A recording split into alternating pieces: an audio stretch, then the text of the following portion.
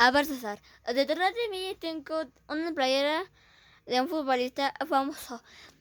Y tú la logras adivinar con 5 preguntas, te la ganas, ¿va? Bien, ¿cuál es tu primera pregunta?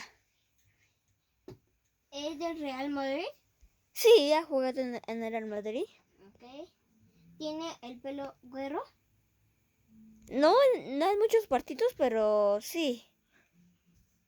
No, no en muchos. ¿Es de Portugal? Sí. ¿Juega en a ver, Manchester United? ¿Ha jugado? ¿Y cuál es tu última pregunta? ¿Es Cristiano Ronaldo? Sí, sí. El gol. Muy bien. Sí.